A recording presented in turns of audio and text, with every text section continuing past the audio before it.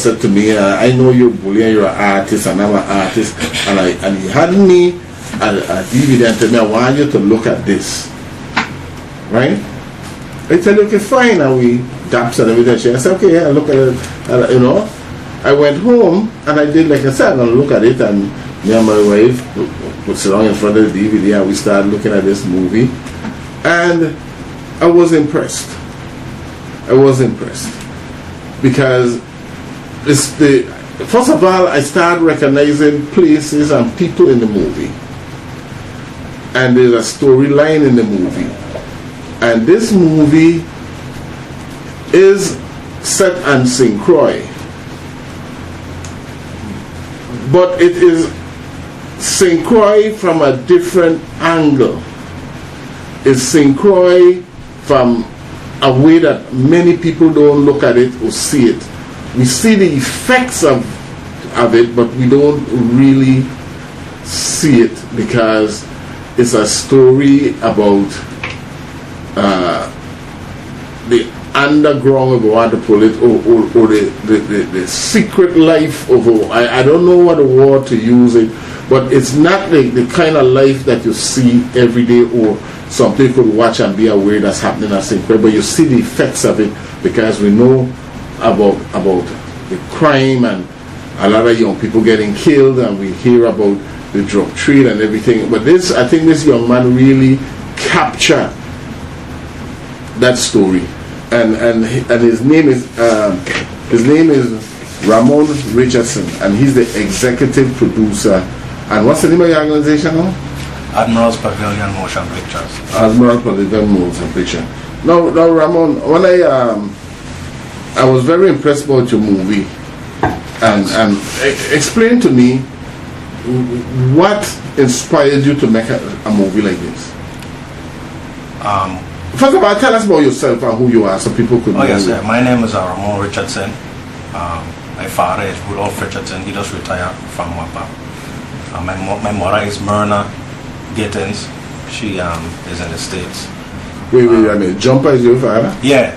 Okay, even tell me to say, hey. You know, so now watching you and tell us, wait, no, you look like Jumper for sure. Yeah, okay, I know your father. I like you, know. I hope when I get trying to look like you, to look, you know. Yeah. I just want something, I just stay together. Yeah, Jumper is your father, okay. Yeah. To fast forward it a little bit, I got baptized October 30th, 2004. You know, getting into reading the Bible and stuff. And I had a study Bible, and I come across a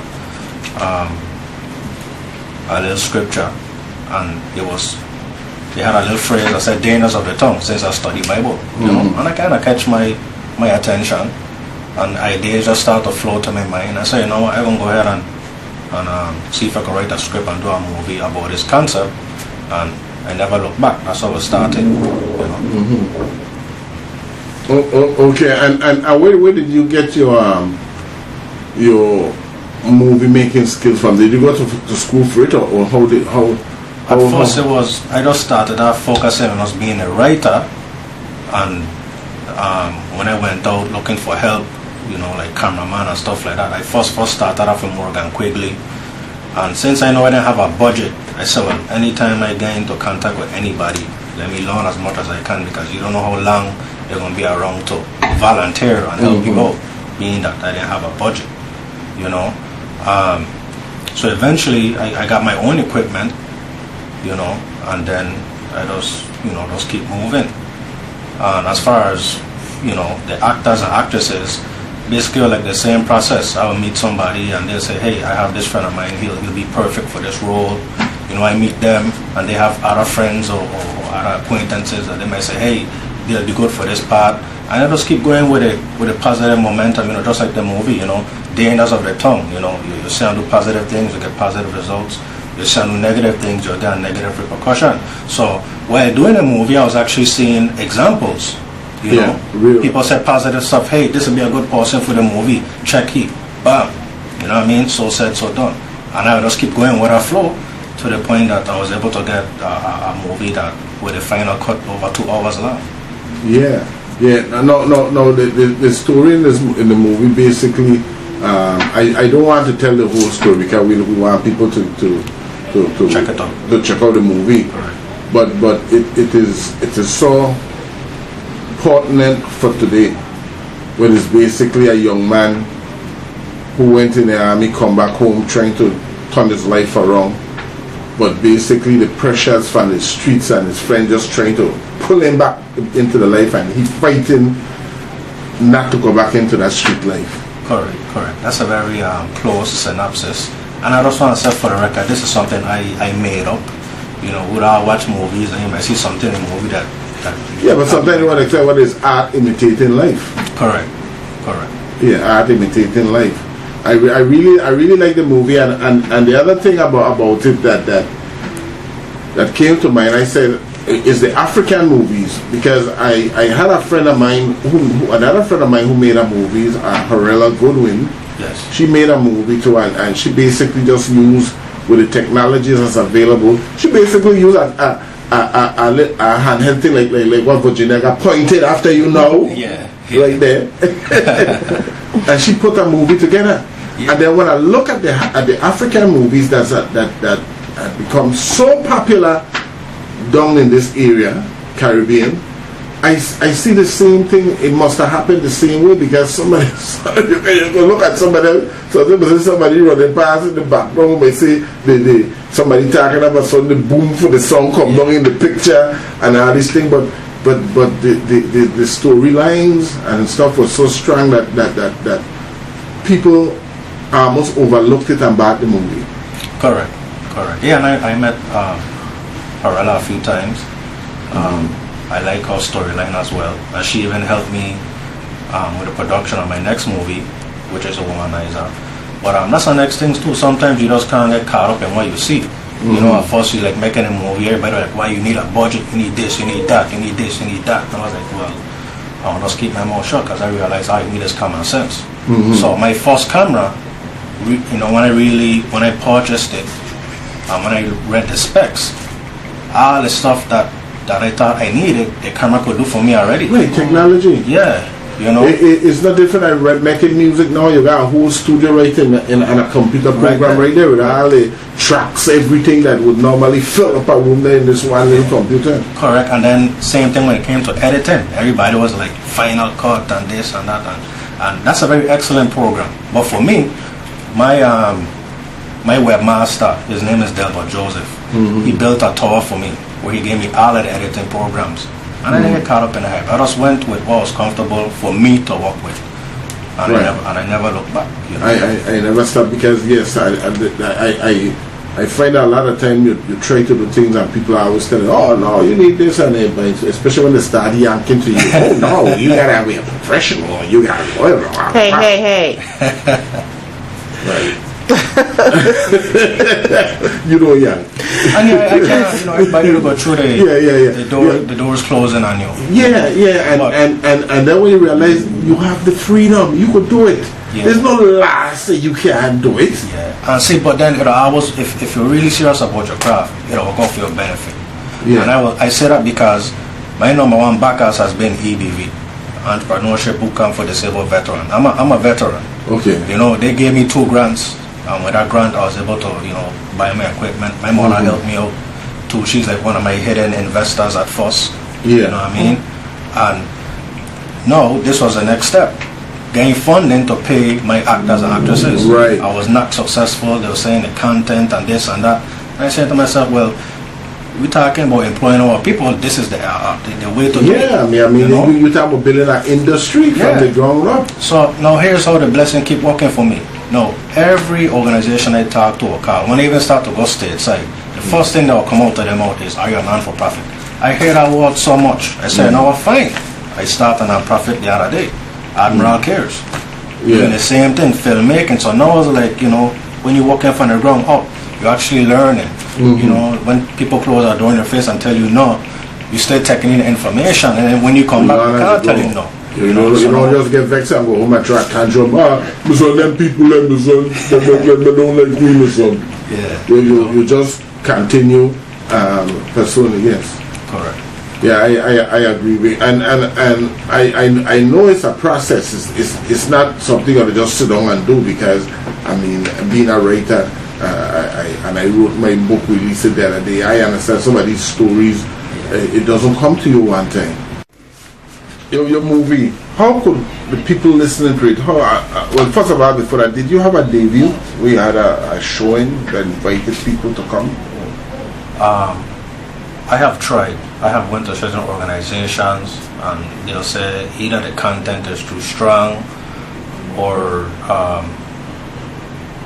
I won't be able to facilitate certain things that's required, like projectors and stuff like that. So I said, you know what, I'll just keep doing self-distribution. Self-distribution. And the reason why it's not in any stores, this is how I feel. You know, I don't want to be a starving artist. I really did in this profession because, you know, if you know what you're doing, you can make some money. Right. So I don't believe in consignment. Anything that you see in most of these stores that are brought from wherever they're brought from, they pay a wholesale price. Yeah. So, you know, if I ain't gonna get paid up front for my product, I'll give you a wholesale price, but I'm not doing consignment thing. I know that consignment thing. Because when I go to pay for my DVDs, when I go to pay for covers, when I go to pay for prints, they ain't give me no consignment. I got to pay. Yeah. You know? Yeah. And plus I got actors and people that, you know, eventually I want to at least put something in their hand. Yeah. You know? Yeah. And like I said, you know, from the outside looking in, I figure, when the movie done. But have you mailed any to any stateside directors or movie company and stuff? Constantly. I just yesterday, I was talking to some people from New York, and they told me their festival is already closed off. You know, and I was like, well, I trying to deal with you directly, no, because I've entered 4 festivals and they just take my money. I ain't even get a screening. And they said, no, ours is free.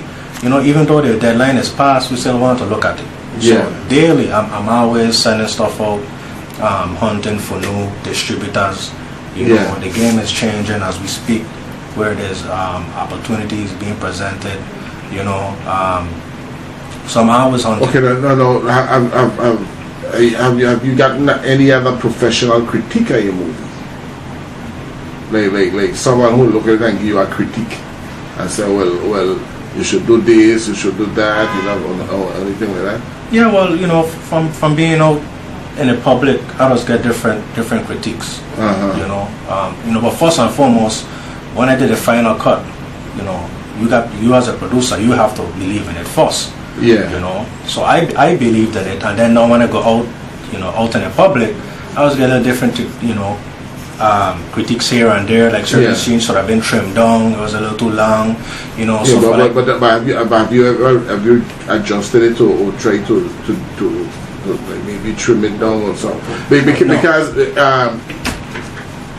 and like I said, I like the film, and I can understand why you went someplace like you had one thing with one young lady who had a boyfriend, and she kept cheating, so he took up his drugs and went by her friend's house and tried them, and then you had that one scene, and then she disappeared. I was wondering, okay, what happened though? That was my sister, lovely Nicole Richardson. Oh, okay. And that was her cousin. Yeah. You know. And basically, it was like a film. That was just to talk more about Dane the gambler, introduce him a little bit more. Okay. Because if you don't recall, he's the one that stole, that was shooting the dice.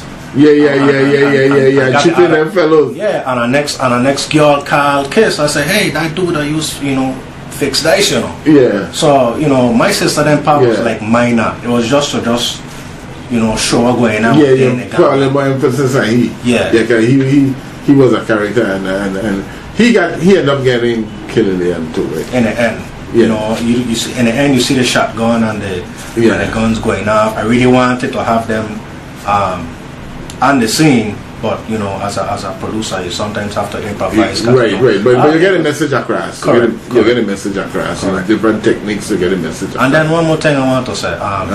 Like when I signed a contract with Dish Network and I read it, you know, don't be surprised when you see the cut. Like it might be shorter, because they have to reformat it to fit their platform anyway. Yeah. And they do have the right to do their own flyers, to market it. The main thing is that you get credit and everything. Correct. Yeah, which is good, and sometimes you need good professional objective advice. Yes. When you're doing art, because as an artist, you know, you're writing and you have different frames of minds that are going on at the time when you're writing, and then it's always good to have someone to critique, and it could go either way. Correct. Because Correct. trust me, I have done things, especially paintings and stuff like that, and yeah, I don't think much of it, and people go crazy for it. Right. And then there's other ones I really love, and it's like nobody catching that. And you know what I mean? Because you got to always know your market gonna be. Like the new breed of filmmaker have to end up doing more to get in the game. Because when I finally learn how to meet these agents, a lot of them are telling me, hey, you know, we're gonna pass. We don't want this. And then because your work is not good, it just don't fit their demographic. You're not gonna take something on that they feel is not gonna sell. Yeah, and then you're using a lot of crucian jargon and lingo and things that. Correct. That some people, but what about within the Caribbean? Other Caribbean people would understand it. And just yesterday, I met a guy who is the director of a Caribbean distribution company. Yeah. You know, he gave me some information, and I had to mail out the DVD to him for him to take a look at. You know, a long time ago, I said, well, let me focus on the bigger companies like Palm Pictures. You know, I think they had helped distribute shutters at a certain point. So when I called them, that's when I realized how the barriers to entries exist. When I call them directly, they custom hearing a certain language from an agent. When they find out I'm the producer, it's like a hang up. Like, no, we don't take unsolicited projects. Like, look, I am the filmmaker. How is this unsolicited? Well, who's your agent? It's like, well, that ain't Synchro. I don't have access to one. Click, you know. You know. So just like you say, you might have something that's hot. You got to find the people that will help you get it out. Yeah, it's not an easy business, but you see, what could happen is that coming from St. Croix and being a new and emerging market, if you could at least bring them to you instead of you having to going to them, then you may have something there. And also too, if you have more film, because what they don't and it doesn't necessarily have to come from you, but other people, and you have this little film thing going on and thing, then it'll draw interest. But when it's you alone, it's gonna be rough in the beginning. Yeah, and you know the Caribbean alone. Now don't quote me on this because this is old figures I had in my head when I first started out. Yeah. In the Caribbean alone, just the Caribbean, I think that's a population of 25 million. Okay. Just the Caribbean only. So. You know, once you got to, tap into those people and reach them. Of course. Then, Of course, we got stuff because it's more or less the same way I'm thinking of with my book that I wrote, because I think that my stories would be very appealing to Caribbean people. Correct. You know, I mean, it's doing well locally. In fact, I'm out of print and I'm trying to get more printed right now because people really like it here. But the Caribbean as a market is something that's I think is right for our picking. Exactly. The Jamaicans do a pretty good job at it. Yeah, and that's why I'm still here. It's like the camera kind of teaching me a lot of stuff indirectly. That little camera could either make Synchro look like it's heaven on earth, or I could take that camera, put it in a shoot sort of things, and make it look like it's junk. Hella not.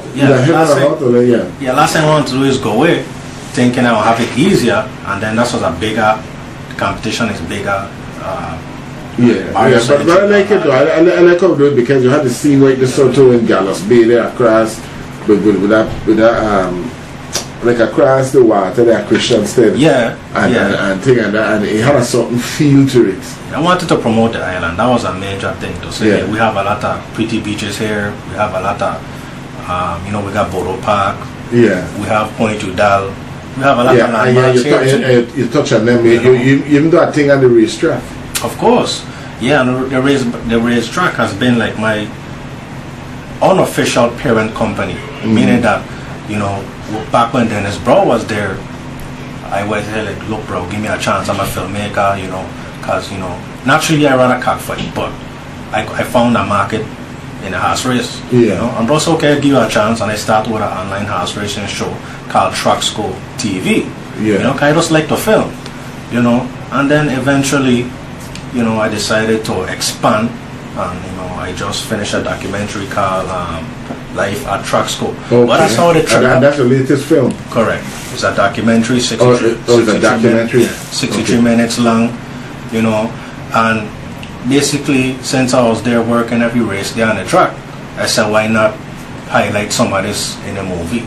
So you focus on a lot of the characters and people who make because people like me who are just going to sit down and watch horse race, I really don't know what's going on in the background, how the horse get there, and who donates to the horse. Exactly. And you sort of capture that kind of thing behind the scenes stuff. Yeah, I decided to go down by the barns, and I had some young co-hosts, I think Rashidi Knight, and another young individual. And I was very impressed with their thought process. You know, they took me to the barns. I was able to, you know, explain about the horses. You know, who is strong, who have flaws in certain areas. You know, and then of course the trainers. You know, the guy for Creation Rebel, Mikey Dredd, Ronaldo Watson. You know, and sometimes when I go out to the track, it's by chance. I might run into Winston Hurst and give him my interview. You know. I just never run into Kevin Krager and you know the other stars. Mahal Barnes, that's okay. He been Mahal around for a long time. Oh yeah, he's definitely in it. I got he talking about it's Midas. You know, he was very very thankful that I came and you know shed a little light. Yeah, he been around a long time. Yeah, and then of course I don't you know I know this sort of thing is repetitious with my company where I can't even get a sponsor. Yeah. Because this production has been on a shelf for almost a year. Yeah. Because I've been shopping around to get sponsors. Because once you get a sponsor, you know, there's so much you can do. Yeah. And a lot of the stuff is non-perishable, so you ain't gonna get old too quick. So what I decided to do is, you know, since the game is changing, there's companies that are teaming up with me. Yeah. Once I just give them substance, they will provide a platform. So listeners, you could just Google Life at Traxco. That's Life at Traxco. Google that and it will take you straight to the website where you could stream this local documentary on St. Croix horse racing. Okay, that's good. Now, so this is two. Work you have the Danger of the Tongue and you have Life at Traxco. Correct. Where we go from here? Well, or you still on. Well, I don't mean to use the word linger, but just you because I know as an artist, you always got things running through your head. Exactly. Exactly. And you know, I was 34 years old, and I said to myself, I ain't going through no midlife crisis. This is it for me. So this is why going up from here. I don't start Admiral Cares doing the same thing, but I'm going to be producing community awareness type films. Okay. So the first one is going to be called The Importance of Agriculture. Channel 8, let me, you know, do a little commentary about that a few weeks back. Yeah. You know, I have VI Street Speaks. That's going to be another community awareness type production. Yeah. You know, I don't start or produce my next feature film, which is called Womanizer. Yeah. Which is going to be great because I already involved St. Thomas. When I went to visit St. Thomas to promote the first movie, I was in the Hidden Valley, Tutu high-rise area. Those brothers over there, they're like, sure, we'll play a part, you know. Then when I went to St. Martin, you know, they were very receptive to the movie and they decided to help me shoot scenes. But you had any theater type show in any of those places? No theaters yet. I've been working on that for a while. I really wanted to get in Caribbean cinemas because that they will hit my target market, and they're headquartered out of Puerto Rico. I've sent them emails, I've called them, I've teamed up with senators to see if they could get my movie in there. You know, I'm still working on it. You know what I mean? Still working on it. I like a challenge, so I picked the right occupation. You know, let me ask you this question though. In Chinese food that we eat here isn't the same Chinese food they eat in China. Because the Chinese food over there is acquired taste. Okay. So you gotta try to mail it out for people to accept it. Now, in your movie, you use a lot of Prussian jargon and stuff. You feel a need to sort of tone it down a little bit more to make it more acceptable for the audience? No, I think opposites is what our attract. Yeah. You know, if you look at other cultures, they have put their culture so much on us. Like I said, Jamaica even them, their culture have been so exposed that I remember going to the States as a young man. Anybody from the Caribbean, the Yankees will rate us as Jamaican. He's a Jamaican, yes. You know, and to the point now that I understand they're even teaching people to speak like Jamaican. And then I don't know if you remember the rap group Wu-Tang Clan. What was the influence? The Chinese culture. Everything over them, you know, is ninja and this and that. Yeah. So I said, well, for me to stand a fighting chance, come with something unique. And what's unique? My culture. Yeah. You know, very unique. You know what I mean? I think we have a great set of people. You know what I mean? Well, I like our land. I like the culture language. Yeah.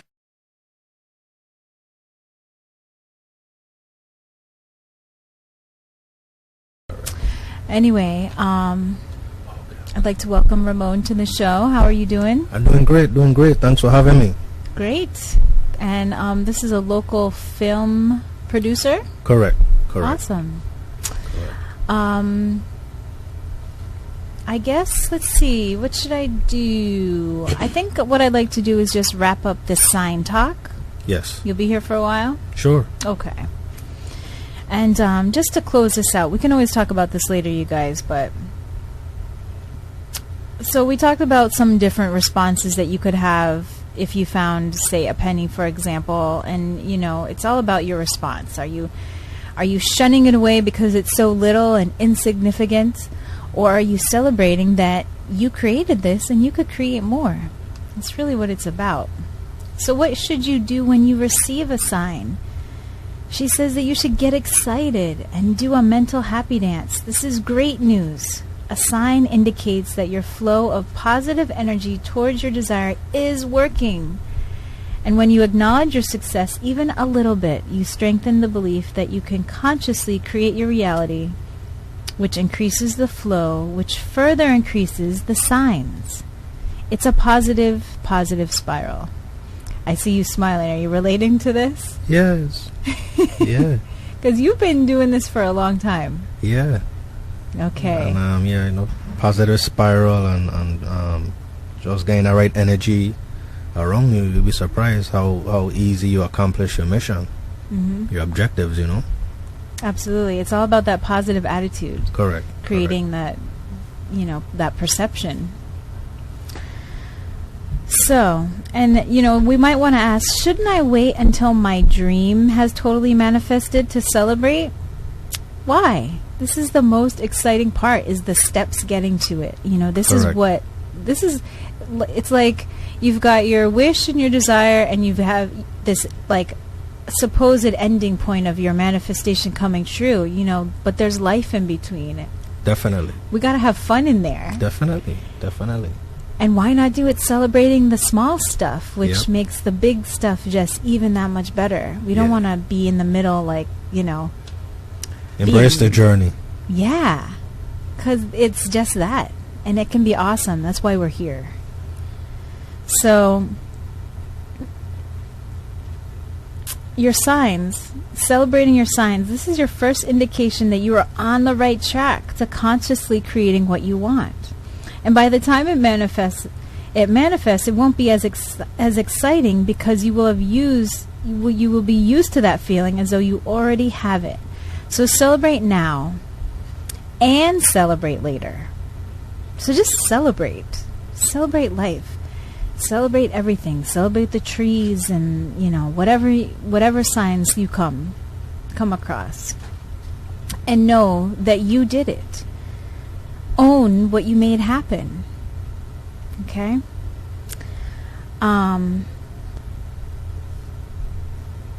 Let's see. I think I'm going to pause right there, because this actually goes on. We can talk about this at another part of the show, maybe even later today. Because this is actually a pretty big chapter. What shouldn't you do when you receive a sign? I guess we could talk about that. What do you think, Ramon? Sure. You kind of catch me off guard. I was looking out the window. I know. Another thing that she says is absolutely expect your dream to fully manifest. Definitely. Right? Definitely. I agree. You agree with that? I agree, yes. Well, let's stop right there. And let's talk about that, because I've seen you for years now doing the same thing, but more, like Yes. on the same mission. Yes. I'm sure there's different things going on. So tell us a little bit about your journey, what you're doing now, and how you got here, and Yeah, it all started out when I was reading a study Bible, and I saw a phrase that said dangers of the tongue. Mm-hmm. And my I just started to come up with all these ideas about how it would be a good storyline for a movie. How many years ago was this? It was like back in 2006. Okay. So I said, wait a minute, since I did the Bible, let me practice this thing that we call faith out. So I kept writing a script, went online and Google and how, about how to copyright your stuff. And I just kept going, hunted for cameramen, hunted for actors, got the local paper involved, and I just kept going. And then next you know, I became what I was doing. Okay. So now I'm at a climax to where I finally got major distribution, which is phase 2. Once you complete the films, like, okay, what are you going to do with it next? Right. So it's like, that was like the next phase of my journey. I know how to create films, like, okay, now who you going to distribute it to? So I went through a phase where getting a contract, I felt like, yay, I got a contract. Because I felt that a contract was a sign that a company see potential in making a profit and becoming a partner. I feel like they don't just give contracts just to anybody. Right. But I'm to the point now where a contract doesn't even excite me after going through 5, 6, 7 of them where they amounted to nothing. Some of them were even fraudulent, So after going through that, I climaxed where I was able to get one of my productions on Amazon Prime. Right on. Which everybody is familiar with Amazon. They've been around for a while. I think they started off just selling books. Now they sell just about any and everything. Yeah. So they splintered into the film department, and I've been talking to a distributor for a very, very, very long time. And then they also expanded in providing those services where they help you get on those platforms. And I said, well, let me try it out, So even though I have movies and stuff, I decided let me start out with my horse racing documentary, because what I think might be the best thing, the market might have a different opinion. Right. Absolutely. Yeah. And okay, so your first movie was Dangers of the Tongue. Tell us a little bit about that. You used all your actors, everything here on St. Croix? Yes. That's basically about a character called bear with me, it's been a while.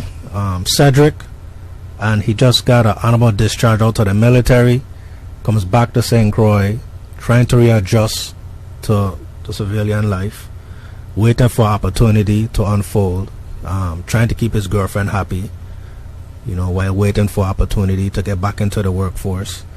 And he runs into some old friends of his that still living in the fast lane, when one of them falls in jail and re-enters his life asking for help.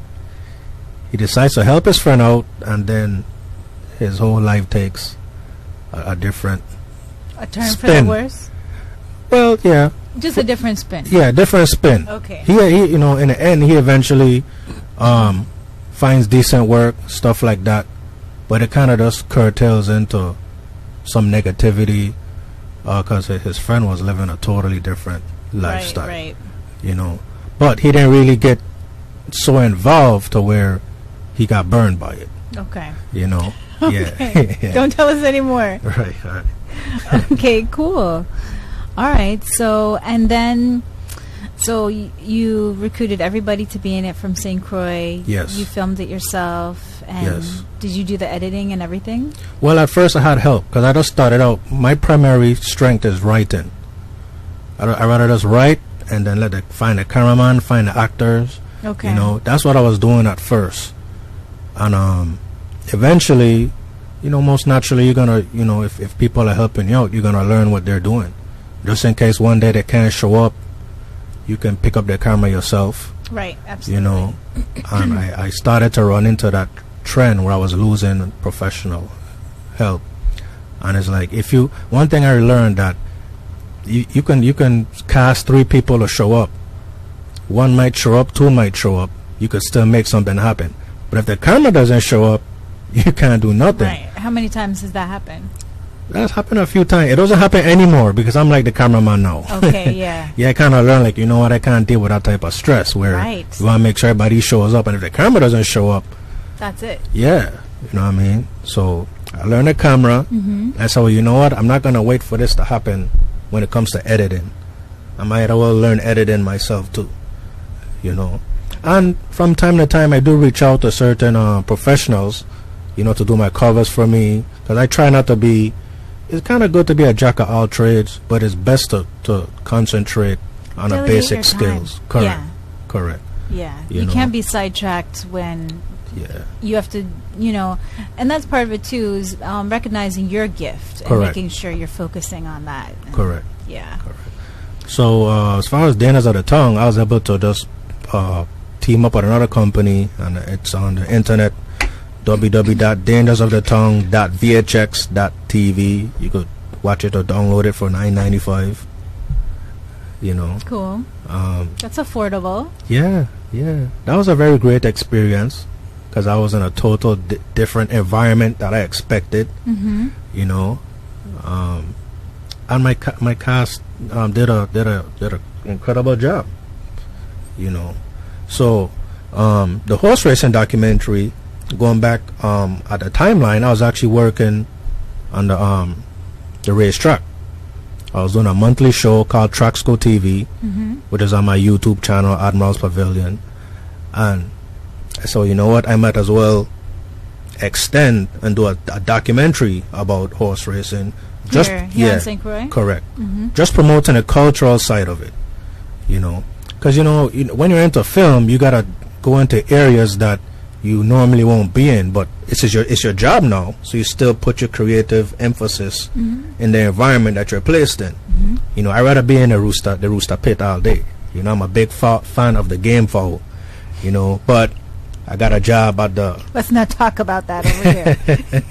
all right. No, just kidding. Yeah, so I got a job at the track, so I said, you know what, let me expand and do a documentary and just put a cultural emphasis on it. Being that I'm not a big fan of horses, I still gonna at least, you know, put my spin on it and show how the vendors come and cook, how during the major race days, you know, people from St. Thomas and different islands come over. We got Stanley and 10 Sleepless Nights performing, high school bands, they come out and perform. Just really give, you know, the world that exposure of our culture. Wow. Yeah. Was that fun to do? Yeah, definitely. And I was actually working on a movie at the same time. So years later, just from, you know, hitting a body bag, trying to get in the distribution market, I finally found a reputable company and they put me on Amazon, and I said, okay, start off with Life at Tracksco. Is that the name of your racetrack documentary? Correct. What is the name again? Life at Tracksco.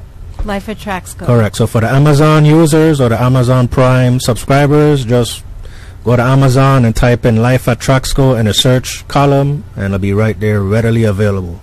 How long is that documentary? 63 minutes. Okay. Yeah. And how many races did you cover to get all of your information? To be honest with you, I don't recall how much races are on there. A handful. A handful. I could tell you I did have the epic race with Bud White and Slevin. You know, from what I recall, don't quote me on this because I'm not really into the business side of horse racing, but I think that horse cost like under $30,000, and Slevin was like you know, the biggest thing at that time, beating everybody, and that horse came over and kind of upset everybody. You know what I mean? Yeah. I was able to catch that, And then, I might, sometimes I try to be open-minded with my script from previous experience, because you never know what'll happen when you plan your script. You might end up running into some good stuff. Where I met two house owners, they were going at it, saying who house is better, whose house is better than whose. And you caught this. And next year, that race is coming up next race day.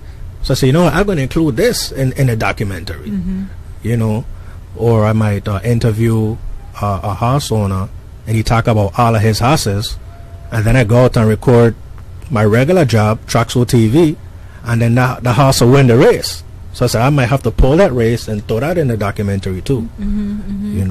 So I was really just focusing on the length rather than how many races are in and stuff like that. But that's a good point.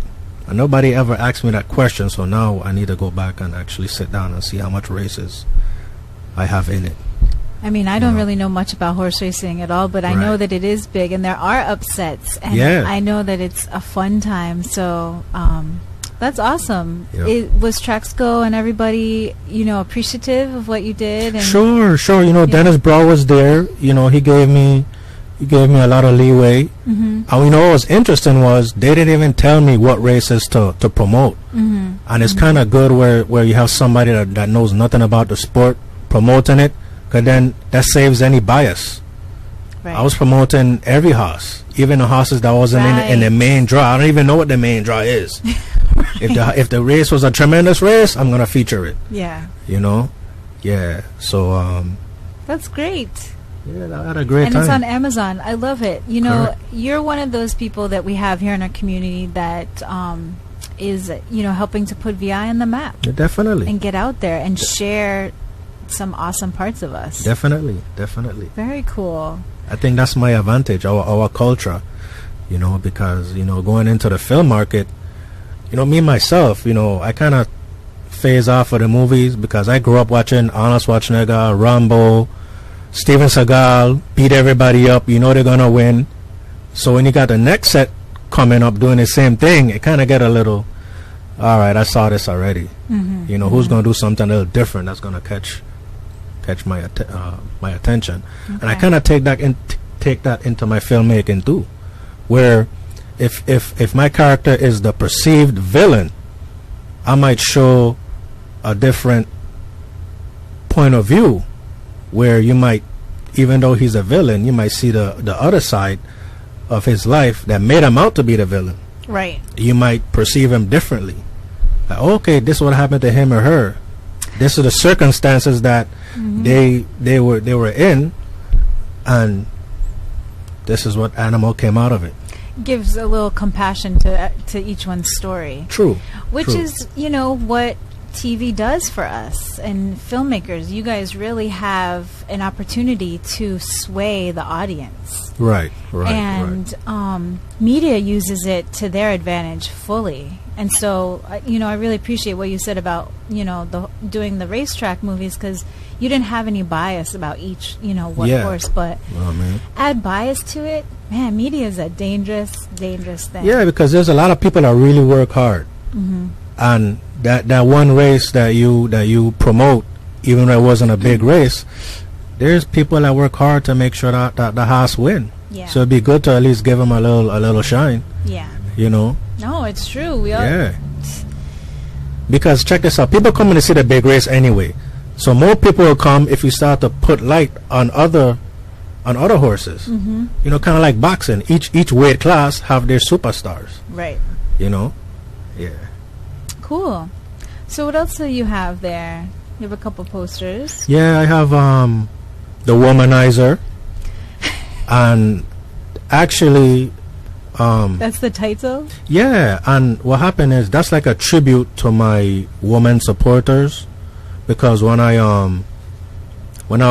Dancers of the Tongue was finished, and I realized, like, hey, you're not a millionaire, hey, nobody send you a big check, you may have to sell DVDs out of your house. I don't know if it's because the women outnumber the men, or the women are the breadwinners now, but when I started to pay attention, most of my support were coming from the women. So it felt good. It felt so good. I said, man, my next movie, as you can see, the end of the tongue, you have one woman and a bunch of guys on the bottom.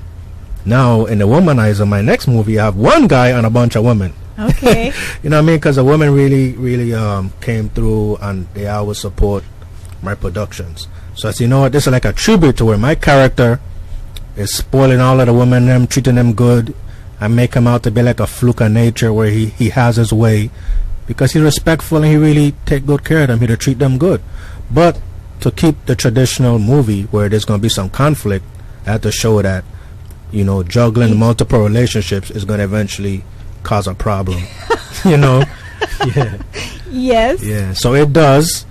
And he decides to play it safe, and he randomly selects one woman to just play it fair with. And I guess he didn't do his background check, and he runs into a surprise in the end. Ah, you know? Dun, dun, dun. Yeah.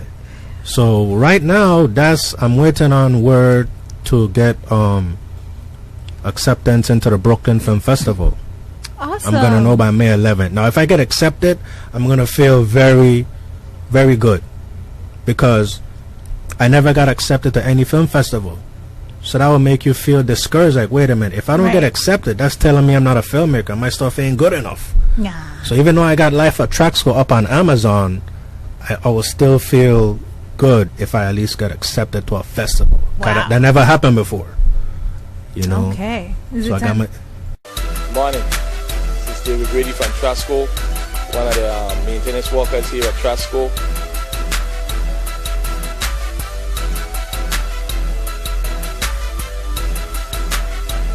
Father's Day, that's my day. I don't know I can win 2 weeks on Father's Day for sure. When I get a jockey who can follow instructions, right? That is my problem right now.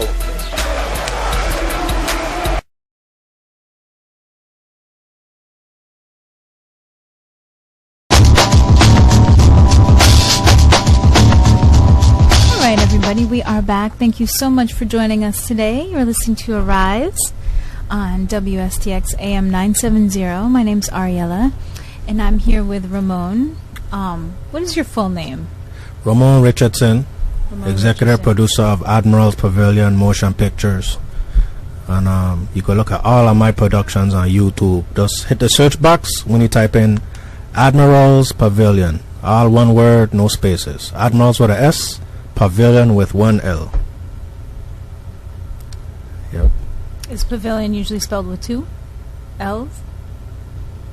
I'm not sure, but I took that title to pay homage to my mother. Okay. Cause she had a company called Paradise Pavilion. So when I started to get into my thing of being into business, I said, I was a fan of David Robinson growing up. This was before TV. This was before, you know what I mean. I was a fan of his. So I said I'll take the Admiral because I was a fan of his. I used to mimic him on the basketball court, and then I'll take Pavilion, to pay tribute to my mother, and then put them together. Admiral's Pavilion, Motion That's a good Pictures. name. Yeah. Good name. Cool. All right, so we were talking about this film festival going on. Correct. You said Brooklyn? Yes. Yes. Okay, when May 11th you'll find out. May 11th, yeah. And I entered this back in October last year because, the earlier you enter, the less money you pay. Right. And that's like a whole nother thing with me. At the end of the day, I want to eventually net some money to pay all of my staff. 'Cause a lot of people do come out and volunteer, or they might accept a meal or a stipend or a little gas money. But eventually I want to, This is a business. Yeah. Yeah. Correct. And I learned that I entered this one because it's been around for a long time. Mm-hmm. HBO executives are going to be there, and they give out cash prizes. So I said, okay, these guys are serious. Because, not to discredit anybody or any company, there are a lot of mimics out there, or just depending on what your goal is. My goal is, as a filmmaker, I don't mind getting an award here and there, but I want a distribution deal. I want a check.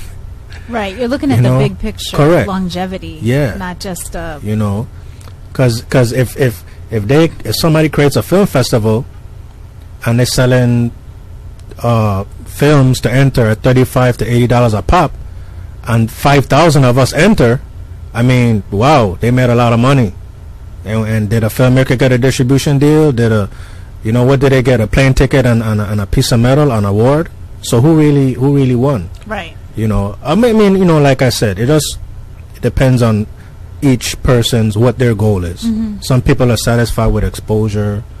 Some people are satisfied with an award. There's nothing wrong with that. But I'm really going all out for my cast and crew. I want to hand them that bonus check and say thank you. That's what's driving me right now. Yeah. So I'll know May 11th if the Womanizer makes it in. Okay. So okay, now, okay. I don't know what else to say about the Womanizer. Should we move on to anything else you want to say about? And of course, I try to just stay with the same mentality as how it started. Once I got a good idea, I started out. So now I got the Rats, where the synopsis is, and I kind of plagiarize. It's about a local senator getting elected, and he's gonna reduce crime. He's gonna try to reduce crime. And the Rats is like a derogatory term, but for entertainment purposes, for competitive purposes, I decided to use that title to really make this production stand out. And it's like episodic because I realize I have a fan base where people are asking me if I got new stuff. Okay. And it usually takes me 2 to 3 years to complete one movie. So I said, let me just do little episodes, 9 to 15 minutes, and they could just go online and check it out for free. The same channel, Admiral's Pavilion on YouTube. And I decided to cut a DVD of it for those who, cause not everybody goes online like that.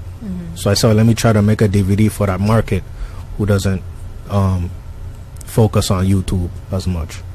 That's why I call it the web, man. There's so much components to the web now.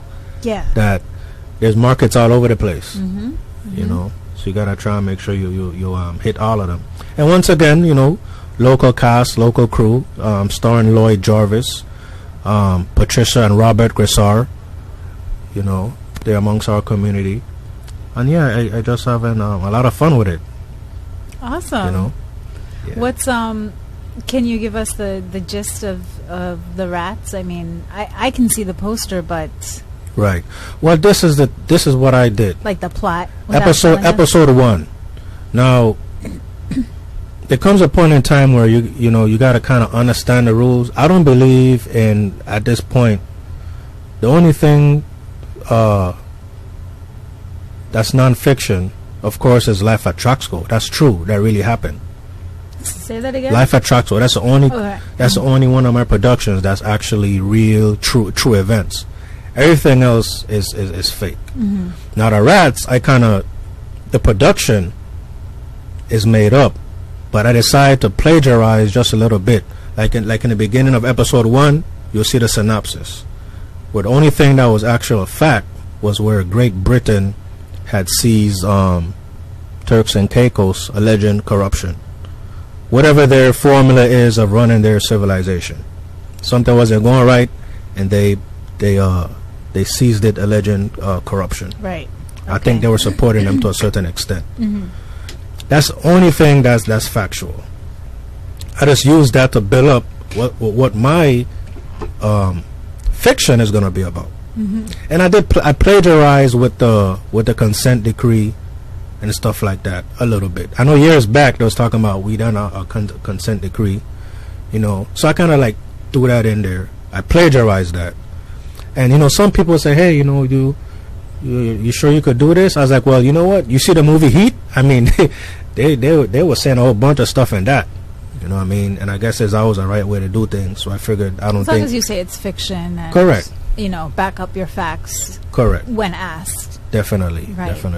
Yeah, I think I'm on the right track, because I did run into a law enforcement professional, and they did say, yeah, you're totally on the right track, because technically a senator is in a different part of the government. Okay. There's justice, there's legislative, and there's I think executive. So a senator won't have a senator won't have hands-on put on a police sergeant. Right. So I was like, good. I was glad to hear that, because this is just made up stuff. You know? Wow. Okay, that Yeah. sounds like a lot of people will be interested in corruption, senators. You know, we live in that. We're living that. It happens. It happens. You Not know, necessarily that exactly, but government and corruption kind of go hand in hand, and so I imagine we'll be able to relate, even if it's fiction. There's parts I'm sure that we'll be able to. yeah, you know, I guess you could say if Be the familiar with. shoe fits. Like, you know, I watch a lot of movies, and I say, man, I did that before. But that's just between me. That's just for me to know. Right, right. Whether positive, negative, funny, crazy, you know what I mean? So I guess now that I'm a filmmaker, it's like, yeah, you know, I try to make sure that I address, like, somebody will come up to me, hey, you know, that really happened. Wow, well, at least you know that you heard it from me first. I made it up. So if that happened, wow, at least we already expressed that. This is what I plan to do, and you're acknowledging that, yeah, you know, that kind of happened already. And I'm like, wow, okay, well, I might even change it up a little bit. Because, you know. Do you have any comedies? Not yet. Okay. But I do try to, like in The Womanizer, I do feel certain things I put in there, you know, was for humor. Some people might not take it as humor, but that was my intent. You know, that was my intent, you know. And, yeah, The Womanizer was another. Everything has just been positive and great. No production. All of them are kind of interconnected. Because The Womanizer was being produced when I was distributing Dangers of the Tongue. So I was in St. Thomas, you know, selling copies of Dangers of the Tongue, and I would meet people, get them together, and start shooting scenes for The Womanizer. So when you sit down and watch The Womanizer, that's actually a trace of Dangers of the Tongue. I was actually over there selling Dangers of the Tongue, and that's how I got people together to film The Womanizer. And then, next, you know, I went to St. Martin, same thing. So when you see the scenes of me in St. Martin and the scenes of me in St. Thomas for The Womanizer, I was actually promoting Dangers on the Tongue off the set. You know, staying with family. You know, I didn't get no big budget to where I could go and stay in a hotel room like I'm some dandada. And no, I was staying with family members that I know. And hopefully I could try to go to Aruba next, because I hear I got a big family pool down there. So yeah, I said, look, man, if I could, you know, find some place to crash and you guys just show me the streets, I will hit the streets and start selling too, you know. Yeah. Awesome. Well, you know, that's great, because you got to use what you got. Definitely. Work with what you got. Definitely. And so many people were afraid to go out and do that. We don't realize how the extent of what we could do with what we have. Definitely. I think the thing is, as far as being afraid, is because we all have, you know, at a certain age, time is money. You got rent to pay. You got to eat. So eventually, you know, if you're working a 9 to 5, you might have these dreams of wanting to do something else, but you might be a little afraid because this is your security. This job pays your bills, feeds your kids. So there's nothing wrong with being afraid, because this is your job is your security. I just happen to be blessed to have the time to do this full time now. Right. Well, you know? created it that way. Right, definitely. And you listen to the signs. Of course. You know. Of course. Wow. Cool. Yeah. So thanks for inviting me. Sure. And like I said, everybody, you can see all of my works on Admiral's Pavilion on YouTube. The Rats is up there. You'll see different music videos that I did. And then, of course, Life at Track School, we're live on Amazon for the whole world to see. And they did me a favor. They even opened me up to United Kingdom. Really? Yeah, they opened it up to that market too. That's awesome. I love that it's your documentary that is getting spread all over the world. Definitely. You know, because that's really a piece of home that not everybody gets to see. Correct. Or even really knows about. Correct. Correct. So that's pretty amazing. And are you going to have a viewing? Have you had viewings here on island? I mean, I've had one in my whole career, just one, and it didn't go as planned. So I'm just sticking to the DVD route. Okay. The radio route to let the community know. Take advantage of this demographic to where it's small. Everybody knows where Soniel's is. That's where I'm usually at, Soniel's. Sometimes I hop around to the Frederickstead Bakery, the Christianstead Bakery, you know. And of course, now that I'm on Amazon, I'll see in a couple months if the market is really enjoying the work. You know? Right. Yeah. So definitely, you know, if I can't traditionally get into the top echelon, the HBOs or whoever, at least I could just, I can use my own muscle and put it up on Amazon or Netflix. Well, you're doing a great job. Yeah. Thanks to the community, of course. Right. And it can only grow. I mean, you're only going to get better, I assume. Of course. I'd like to see a documentary about, I feel like there's so much that is here that we could, like, just discuss and show. Definitely. Well, maybe we can be partners one of these days. It starts with your mind, and True, and I have a studio, so maybe I can help you bring it out. To be honest, I really would like to see a documentary about, like, haunted houses here. Wow. Well. Or like scary stuff. You know what I mean? Well, hey, that's totally. I don't know how scary it would be, but that's new to me. But that's my world. You can't be free. You got to try new things. You got to see different thought processes, and that would be definitely a challenge for me because I have to learn about the sound for that. Stuff like that. But I'm definitely up for it. I'm up for it. I mean, I'm not saying that to go out and you go run out and jump on it right now. But I think whenever you're ready, that would be right. Yeah, that would be I'll put you as the executive producer for that. I'll just hold my camera and guide you along the way. There's just so many different parts, and stories, like Jumbi stories and stuff that I think it'd be cool to also share, but that's just me personally. Yeah, I've heard about those things, and I'm like, you know what? Until you yourself see one, that's all it is. Yeah. You know what I mean? When it's your turn, if you experience it, then you speak about it. If not, like you say, you just pass on the folklore, the folk tales.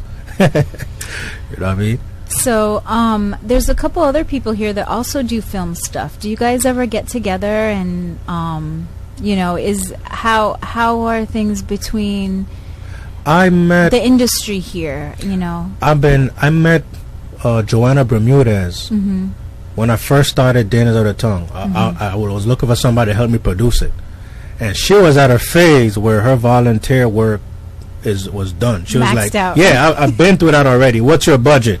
And I kind of respected that conversation because I'm not gonna lie. Like, yeah, I need your help. I'm always in touch with her. She's got some great. Yeah, she's very knowledgeable about the system of things. I always stay in touch with her every now and again. Harella Goodwin, she actually held the camera in the Womanizer for one of my scenes. I took her input. Yeah. So I always see my fellow filmmakers as family. I never see them as competition. Great. I never see them as competition. I see them as family. That's how I perceive them. That's really good, and that's needed. Maybe there should be a film festival here, like a real one. Definitely. Inviting other people from the Down Islands. I'm sure there's all kinds of film people. Right. And then there's another one, Peter Sagnia. I think he's out of St.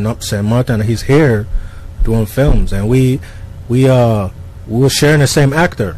Okay. I had one actor in The Rats. He's playing crazy, and he actually did a movie with the Peter Sagnia. Oh wow! Yeah.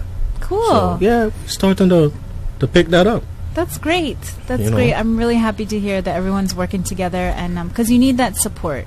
Definitely. And especially in such a small place, it makes sense to work together. Definitely. They might give you some tips, help you fix whatever adjustments you might need, and vice versa. What I do is I spend my time watching sports, history, anything non-related to my work. That way I don't feel discouraged, or I can keep my ideas original. Because you'll be surprised. I might have a finished product, and it's kind of similar to something else, and that's probably because we might just have the same thought process. I try not to watch the same things that I'm working on. Because if you see somebody that had the same thought process that you're doing, and you see it, then most naturally you're not going to do it, because you're going to feel like, oh, I'm copying, even though you just have the same thought process. So to prevent that, I don't watch nothing related to what I'm doing. Do you have any advice for somebody that would like to try to produce their own movie? Like, where do they start? What should they do first? Like I said, now that I went through it, if you could just be, have the arts behind you.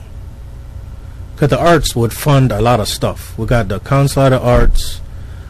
I forgot what other ones we had. That's like the major one. You know what I mean? Get some money behind you. You know, find out what they can help you with. There's a lot of stuff that they can help you with. I mean more like the very first thing. Do they write it out? Do they, you know, what should they do first? It depends what their skill level is. Some people might be photographers, naturally, good with the camera. And then they might need a writer. They might need a, you know, and now in this day and age, all of the tools are there. Like cameras are not $3,000 or $50,000 anymore. There's good ones that are under $2,000, you know, that you can practice with. You know, even phones are incredible. Yeah, for many you know, things. there's editing systems now that's there. So everybody will have a different skill set. Or like yourself, you might just have the idea, and then you just have to go to a studio and see if they're willing to take it on. Okay. You know. Cool. Yeah. You know, but yeah, just put everything down on paper and just execute the steps. You know, but definitely once you reach to where you know you're gonna go for it, you know, go to the arts, get a grant, stuff like that. You know, learn the business side of it, and you know that will keep you out of the starving artist category. Is that even a category? Not being in that category? I mean, like you know, there's a lot of people that are, you know, they have side job. They have to, you know, they have jobs on the side. Absolutely. You know, stuff like that. You know, I want to do this 100%. Not about filmmaking, making films and producing films. You know, so hopefully I could keep that up. Do you feel like you're gonna eventually have to move off island to continue to pursue this dream, or are you really making this work right now? I'm here? really trying to plant my roots here. There's a lot of benefits to filmmaking right now for me, the way I see it, the way I think, the way I go towards producing my projects. The community is so uplifting for me. The community helps me out a lot as far as casting, finding actors, finding locations. So I'm at the point to where I'm going through a block grant process, and if I'm successful in 2018, I'll be able to hire 10 production assistants, and if that goes well, then I might try and build a building.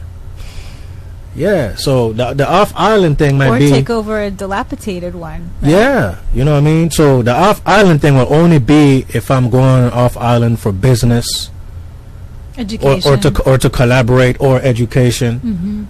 You know, right now, everything is looking like the headquarters will stay in St. Croix, and I think it's working out for me right now. I love that. Yeah. And that'll bring more people here. Definitely. And that will also give other people some roots here. Of course. Yeah. Of course. Awesome. You know, we got a lot to brag about here. We got great weather, great food. I mean, great women. I'm a guy, so I'm going to say that. I'll say great men, because I'm a woman and I say that. Yeah. You know what I mean? Good people. Yeah. You know what I mean? So A lot of creativity is here. definitely. So I try to exploit that as much as possible. And of course, you know, phase 2 is going to be, like I said, hopefully 2018, I could start consistently writing checks. You know, I'm becoming a tax-paying citizen. Yay! Yeah. You know? Wow. Well, cool. Right on. Man, big congratulations to you. I think I've seen you doing this for maybe, like, 5 years at least? Yeah. Yeah, I remember you. I don't know if you still be in the bookstore, but I remember that's how we met. I moved. Yes, we Right. met in the bookstore. Right. I had that there for 5 years. That's why I'm Right. thinking it's been about 5 years. Yeah. I just moved to Frederickstead. So enough respect to when I see people in their stores, and I'm kind of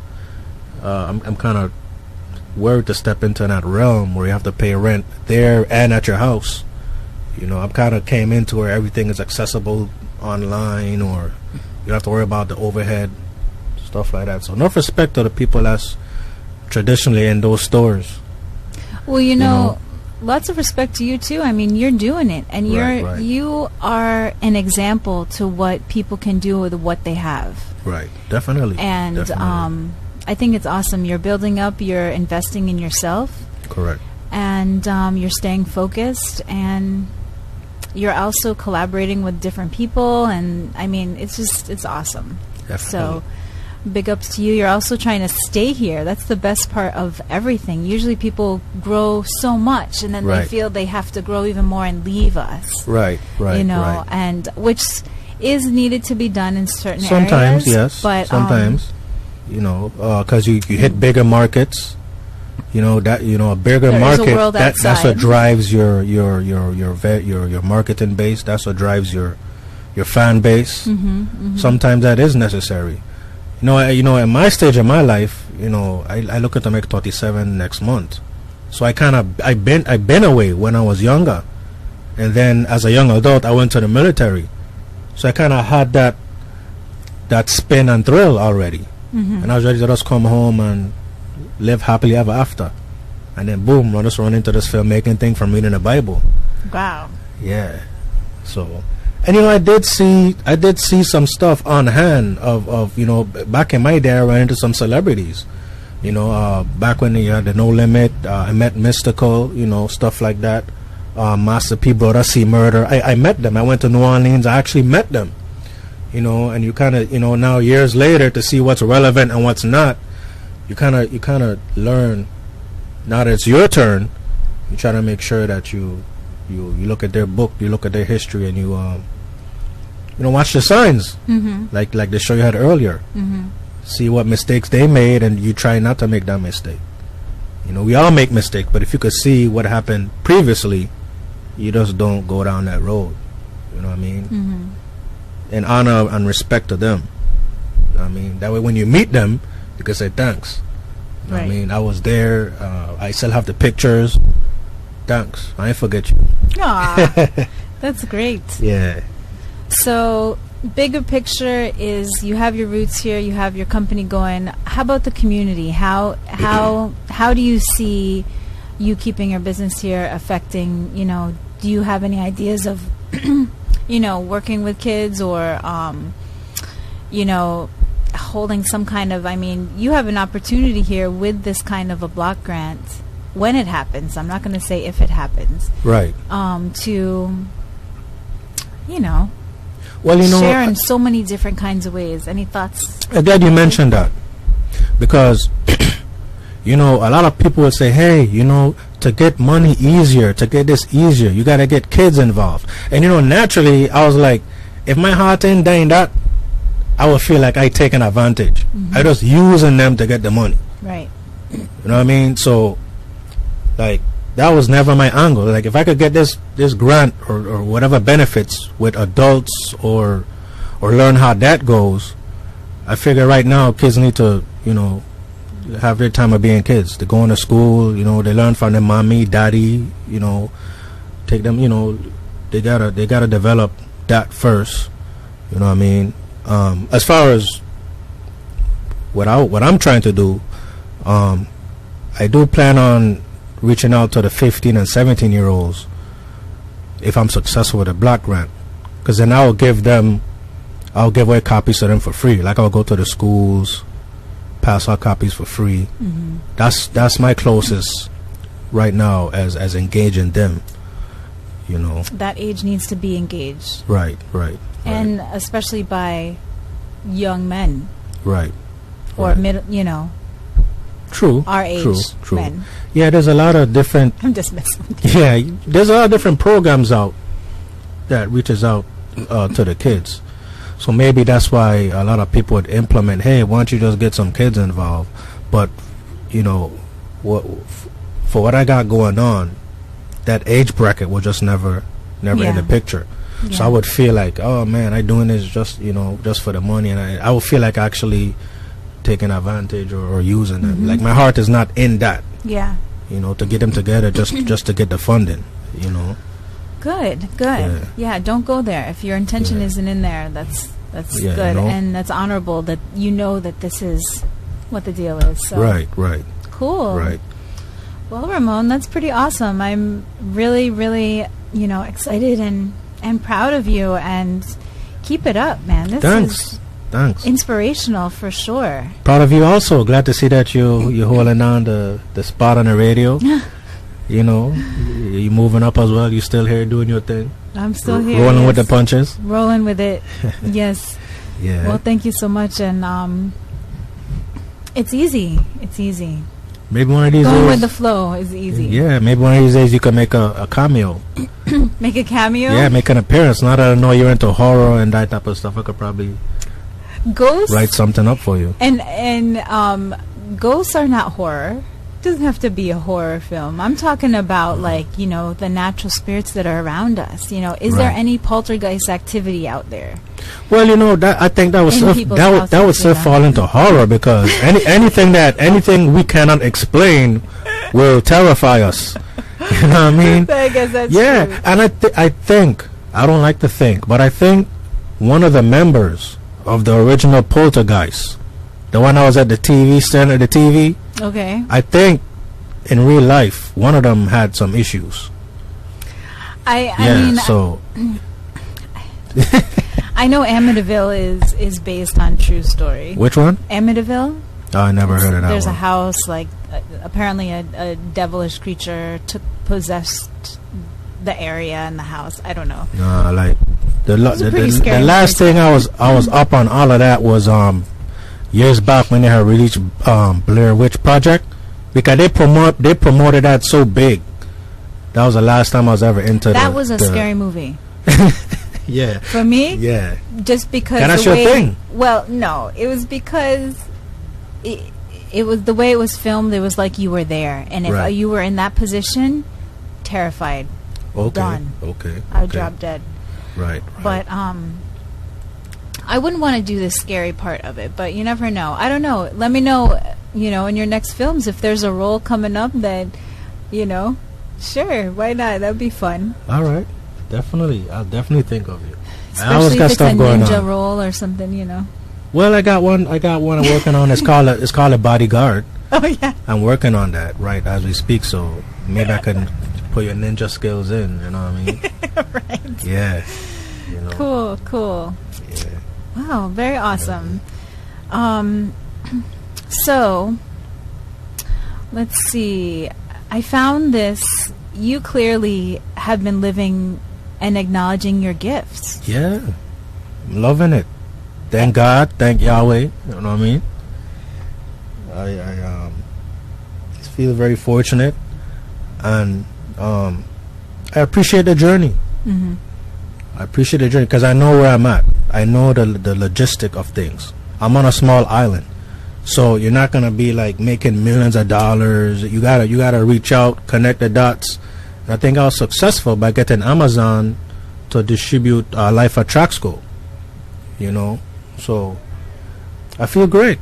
I think great. everything is working. Everything is going on all cylinders.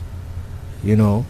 And as I previously stated, just watch the history of what happened to fellow entertainers, fellow artists, and learn from it. Mm-hmm. You know, learn from it. Have as much fun as you can. And yeah, once you recognize what your gift is, you know, don't make it become a curse. Right. Have everything in moderation. You know, have fun. Be upfront with people you're working with. Let them know what you expect from them. Let them know what to expect from you. You know, I try not to give the pie in the sky impression. You know, Honesty. yeah, guarantees. Being upfront. Correct. You give know. a lot of thanks. I mean, you talk about how grateful and thankful you are to all your team, Definitely. your environment, you know, experiences. I think that's really big. Definitely. And these are things that can be carried everywhere. Definitely. Yeah. Definitely. You know.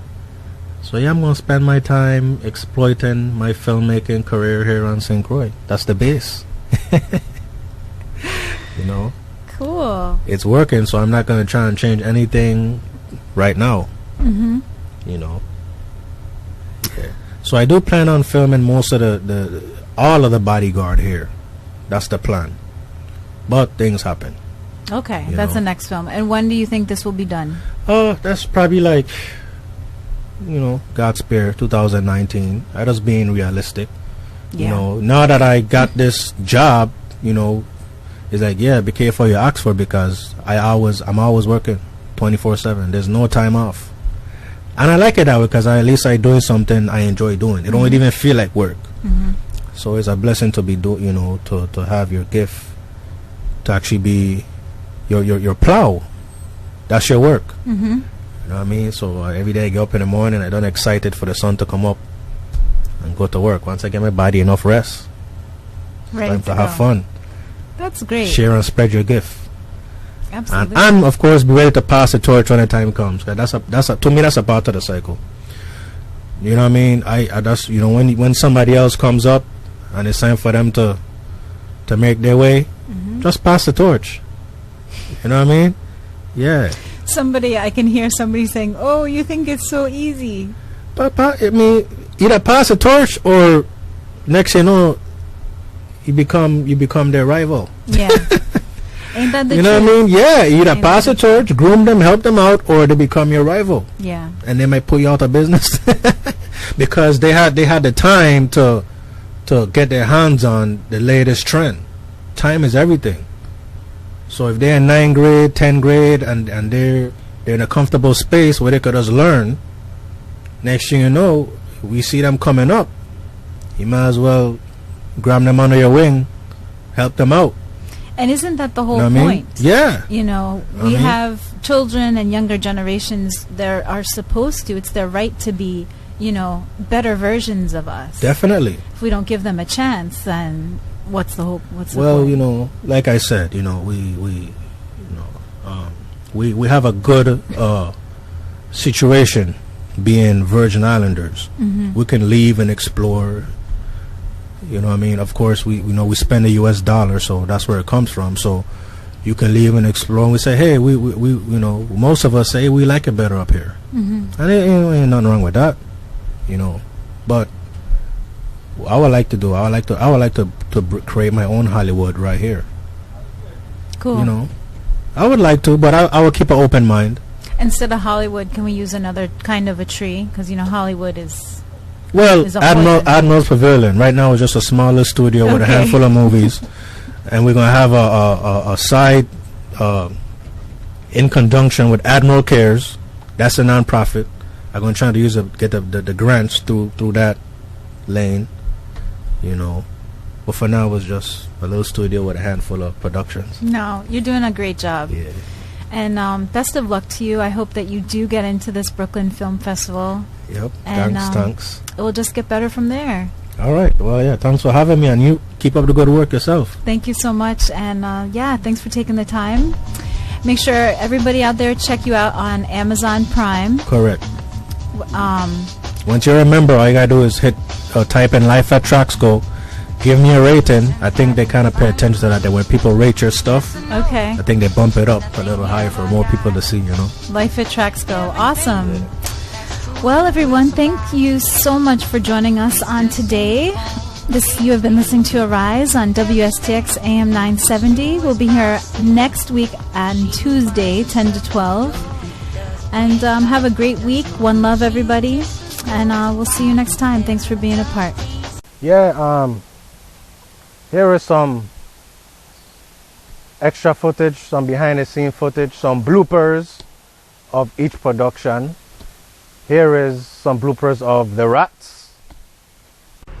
You could say it have the paper first, this is a rough drawing. Eh? You could say it have the paper, no, this is the rough drawing. Yeah. Yes, my boy. What you say?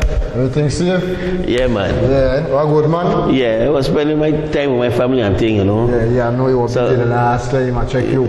You go let me finish. Okay, yeah. You go let me finish. Okay. Go again.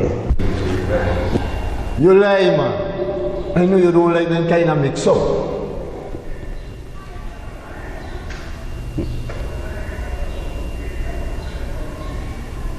That's it for you? So I mean, police got their own thing going on. And trust me, I don't want to be nowhere close when government forces start to clash.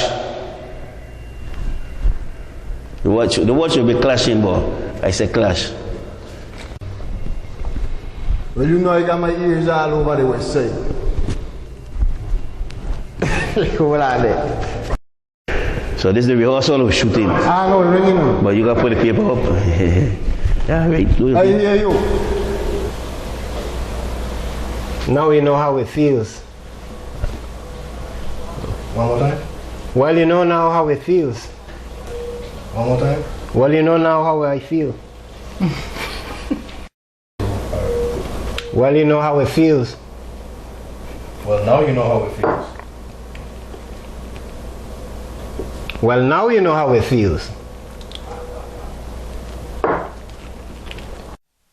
And I got another treat for my fans out there. For the fans of Admiral's Pavilion Motion Pictures.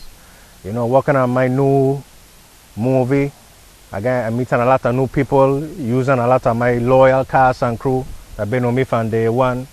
So here are some bloopers of The Bodyguard, currently in production. Having a lot of fun doing this, learning from previous productions. And I just hope that everybody appreciate this latest production, you know. All right. You know, your little human cockfighting extravaganza has reached my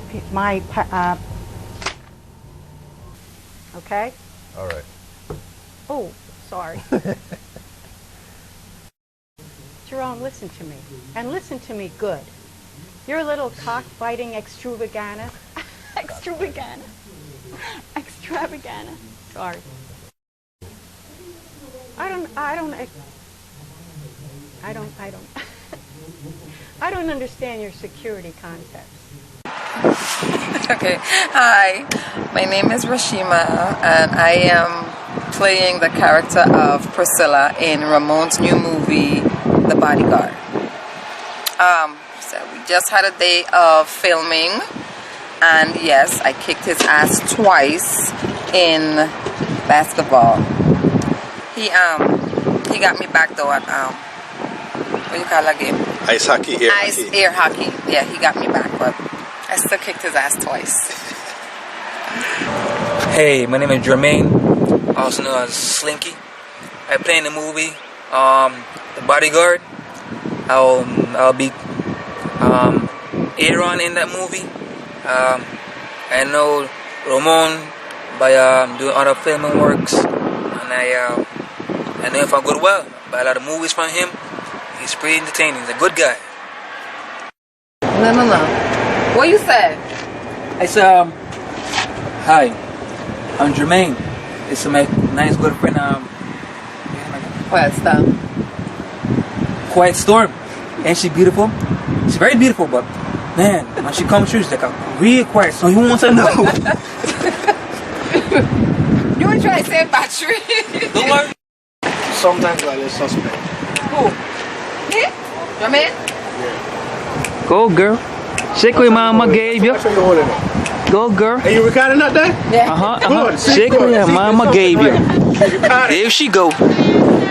She's a quiet storm. She got the move. Yeah. Come close so you can hear my voice, you know.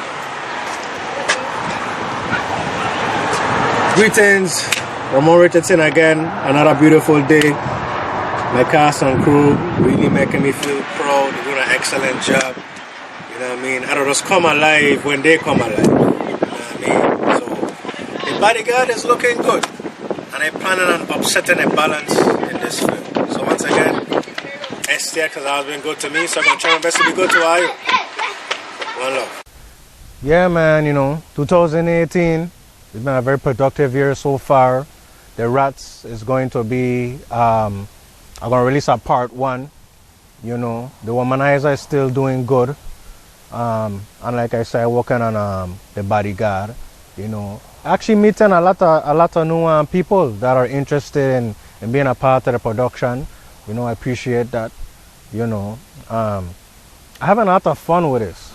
You know, and I appreciate when I see some of the people that are enjoying my work, that, you know, they encourage me to keep going, because I always give me professional, you know, consulting. You know what I mean, telling me that they like to see me out there working, you know, keeping at it. I really appreciate that. To me, that's like $1 million check. You know, I think once you just love what you're doing, it don't feel like work, and that's my whole drive to this. It don't feel like work at all. I enjoy writing the scripts, I enjoy directing, I enjoy filming, editing, but hopefully the more I gravitate and move up, I could find people to do that for me and fall into what I really like to do. Staying behind the scenes and writing the scripts, find a better cameraman than me, find a better director than me, find a better editor than me, you know what I mean? And then eventually I will evolve into what I really like to do, which is writing the scripts. And you don't see that there in the Rats. I think the Rats is me at my current production skill level. Womanizer was great, but I was still working on Dangers of the Tongue and the Womanizer. But however, I learned a lot from Dangers of the Tongue, and I put what I've learned into the Womanizer. But the Rats, in my point of view, is me at my current skill level, and then when the Bodyguard drop, it should show me eventually picking off to blending in with the majors. It's kind of like you look like Atari at first, then Nintendo, Super Nintendo, PlayStation. Atmosphere Motion Pictures is going to be here to stay, and we're all about improving. And I'm just glad that I have Alice and Croy supporting the movement. So thanks again, and we got some good stuff coming up next.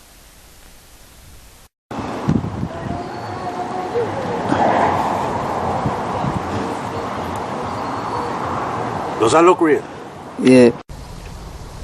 Well, thanks for watching this production. I really appreciate everybody's support.